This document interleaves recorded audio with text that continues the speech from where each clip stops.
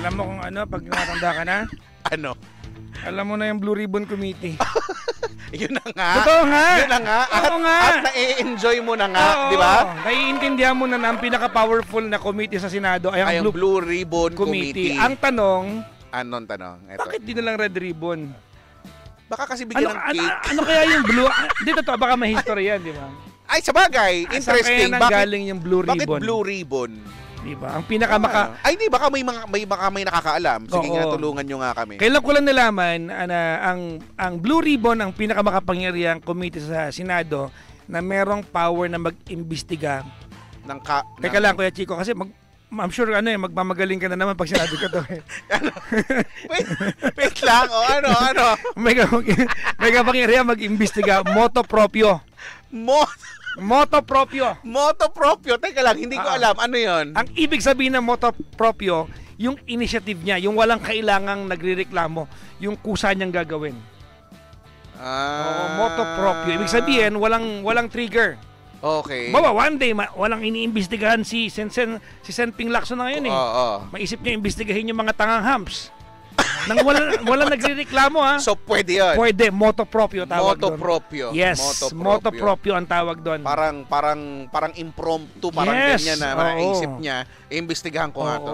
Kaya lang ngayon may sumbong ka, diba? Parang halimbawa ako yung maging head ng Blue Ribbon Committee, di ba? So, itali ko yun sa buhok ko. Yung Blue Ribbon. Ano kayang kahulugan ng Blue Ribbon, no, kaya Chico, no? Bakit Blue Ribbon? Oo. Tama ka naman, pwede namang Red Ribbon. Or it could have been... Itanong mo si Siri kaya. Pwede namang Cerulean Ribbon. Ano naman Cerulean Ribbon? Blue! Shade ng blue! Cerulean! Cerulean... Teka lang. Tanong mo nga kung bakit Blue Ribbon. Siri. Why is it called Blue Ribbon Committee? Okay, I found this on the web for why is it called Blue Ribbon Committee. Check it out. No. Okay, I found this on the web for check it out. Nabibiko na ako. Alam mo, ang tamad talaga. Alam mo yung sa'yo, hindi. Yung sa'yo masipag, napatunayan na natin tinanong yan. mo na nga papapasahin ka pa. Diba? Tanong ko, hi Siri. Tignan mo yung...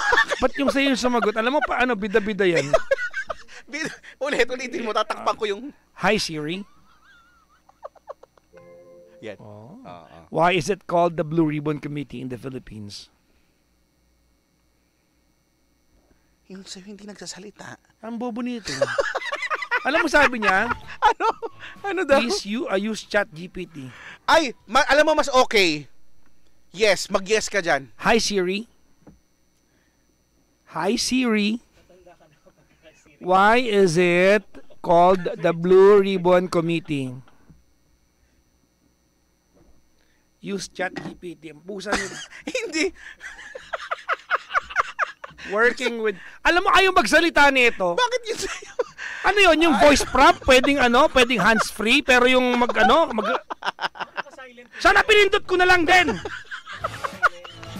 Alam mo yung umiinit na yung ulo natin. Imbis na tulungan tayo. Ako rin kahapon din, pikang-pika rin lang. Kailangan ko malaman. Sige, pero kailangan mo malaman.